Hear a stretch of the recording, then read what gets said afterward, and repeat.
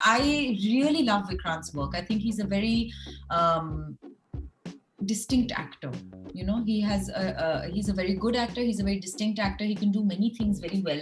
Instead of actually forming some kind of national integration where we are all Indians first and we work together for our country, I feel that these are very unnecessary things. So after she shined in Dolly, Kitty and Wo Chamakte Sitare, Konkana Sen Sharma is here to end the year with a bang. She's coming with Ram Prasad Ki Terui, and before we could watch the movie, she's with Pinkvilla to talk about it. Hello ma'am, welcome to Pinkvilla. Hi Disha, thank you so much. Thanks for having me. Ma'am, the trailer recently released and it seems like a very relatable movie. Could you tell us more about it? I shot Dolly Kitty and then right after that I shot this film, and they were very different, both female directors, which is so wonderful, but very different from each other. You know, in fact, this film, even from the trailer, you can see that it's not like, you know, nowadays trailers come and nothing to do with the films, but the trailers are always so like, you know, talk, very fast paced, many things happening, a lot of sound, music, this, that. And this trailer has its own leisurely pace. It is distinct in its style, you know, and that is Seema Ji, I think. And the film is also like that. In fact, it reminds me a little bit of some of the older genre of films that we used to have, you know. And I really like that because I feel it stands apart and gives us a very kind of authentic view, an authentic experience, because I think Seema Ji has really drawn inspiration from her own life. So the way she has depicted this particular family, you know, going through this tervi, it is, it's rooted in reality and in her experience. How was it working with her? It was her debut movie as a director. With Seema Ji, I've been a great admirer of hers for a very long time. She's a fantastic actress in theatre and in film, and I never had an opportunity to work with her before. And honestly, I'd heard about the script even before it came to me.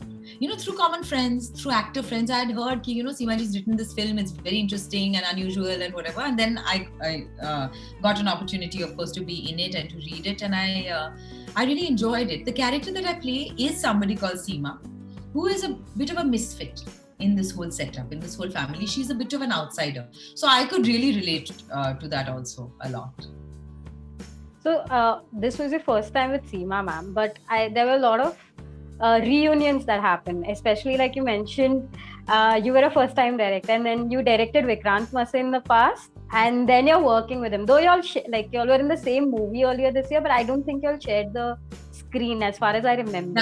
But in this film, of course, we were co-actors and we had some scenes together. So that was a very new thing. But you know what was nice is because we had already worked together. Like before Death in the Gunj, I didn't know Vikrant at all. And now because we had worked closely on Death in the Gunj, so now when we met as co-actors, I was also so much more relaxed, you know. As an actor, as opposed to that time, you know, during Gunj, I was always quite like hassled and, you know, taken with so many other things like that.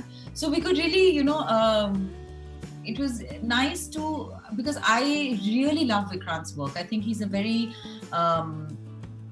distinct actor.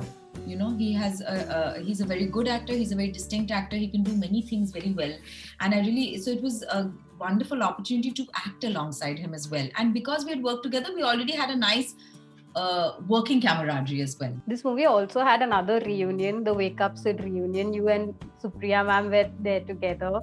So how was that? Like, I think this is the first time you all worked after Wake Up Sid, if I'm not wrong.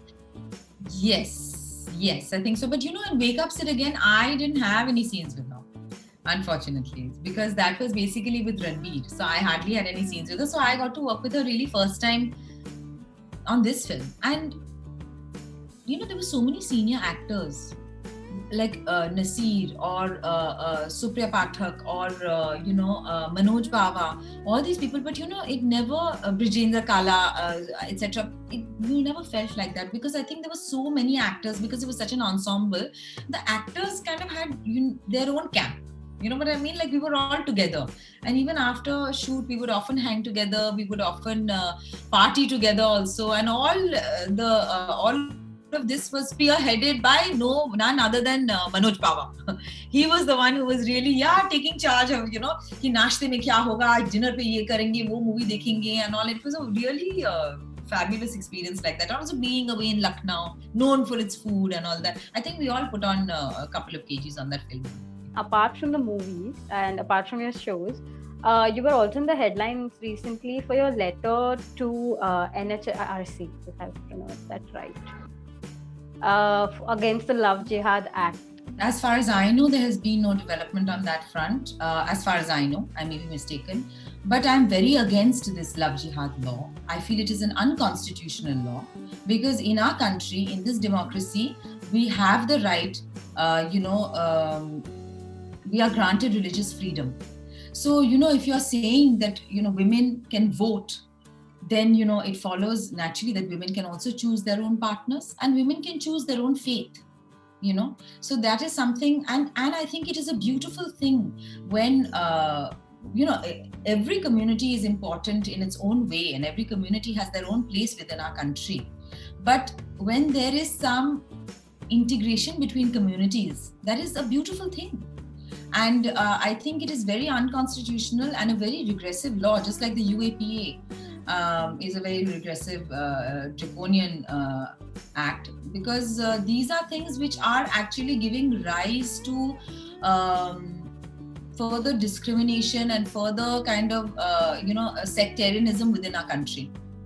Instead of actually forming some kind of national integration where we are all Indians first and we work together for our country, I feel that these are very unnecessary things, especially at a time where one could really concentrate on childhood hunger, childhood poverty, and the rates of that are so high in our country, even compared to some African countries or Bangladesh, Nepal, etc. Our figures are very high. Correct me if I'm wrong. This is my understanding, and I feel that those are the things which should be given more importance to, rather than making statues and buildings and creating these kind of stupid laws. And I feel that more Indians should speak up against it.